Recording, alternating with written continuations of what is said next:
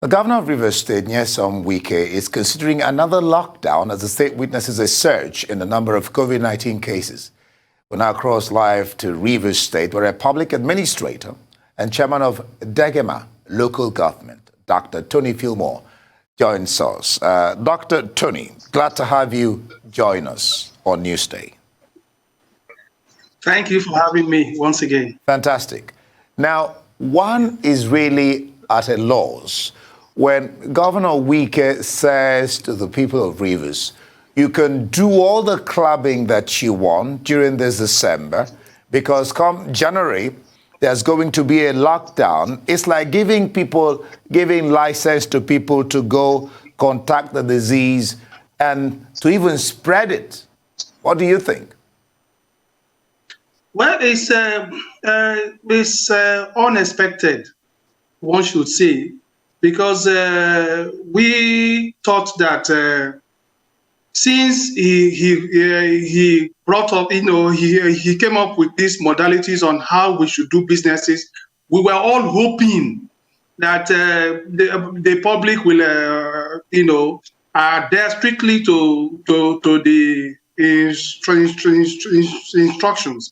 However, these people just take things for granted, that you have a proactive governor who wants the health and safety of his people, and people are just like it's a laissez-faire business, and that's not what it should be. Now, the unexpected that we once thought of is now about to come. Maybe it's a wake-up call to all of us once again, that even as we marry, we should remember that COVID-19 and her protocol is by our side. And oftentimes we ignore them. And so if this is happening, it's because of his love for the people of Rivers State, for the people of the residents of Rivers State, so that we can all be safe. Look, you go to any of these events in this Yuletide period, you discover every place is crowded. And when you ask, why is there no face masks? They begin to tell you, we once thought that COVID-19 is also for Africa, but it's not for Africa. So His Excellency is taking, for me, he's doing the right thing. He and his team have planned to put the right thing that we believe at the end of the day will curb all the difficulties that were happening. Look, the other day we had somebody died of COVID-19 surprised us. And I said, have you seen that things you take for granted is now becoming a reality? So it is now time for you to once again think very clever as a support on 100 sure what position is, what makes really want, because not just less at all. Not it's Christmas. The bus price has body. And yes, it's true. But also do because it is said, heaven help those who help themselves. Okay, Dr. Fillmore, we'll see if we can get you back, because we seem to be struggling with your signal at the moment. So let's hope we can continue with that conversation when you return.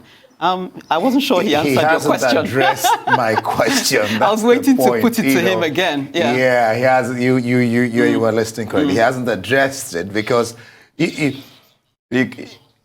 Okay, it looks like Dr. Fillmore is with us again. Dr. Fillmore, let's assume you can hear me now. I was hoping you could maybe clarify. My colleague was asking if the governor had said or not said that people could party hard now, because in the new year they will be clamped. But when you go on to do that, let me tag on my question as well, which is to say, when people are not complying with the protocols, why do we then assume we have to do a blanket lockdown? It's almost the same as if you said someone was making noise in the classroom and you choose to punish the whole class. Is there no way of policing the individuals who are not complying without doing a blanket lockdown? See, honestly, the policing is going on. And Just that a lot of people are taking things for granted, especially those who are coming back to visit their loved ones and their parents. They tend not to believe that out here too we have this problem, and that government is fighting tooth and nail to ensure that these things do not get worse for the people and for the economy. And so I think that what the governor is saying, what you people are doing is wrong. Ignoring COVID-19 protocol is wrong. Why don't you adhere strictly to what you have been asked to do so that we can all keep safe? However, now that every one of you is hiding under the cloak of Christmas and no Christmas, then be ready to also welcome lockdown if need be.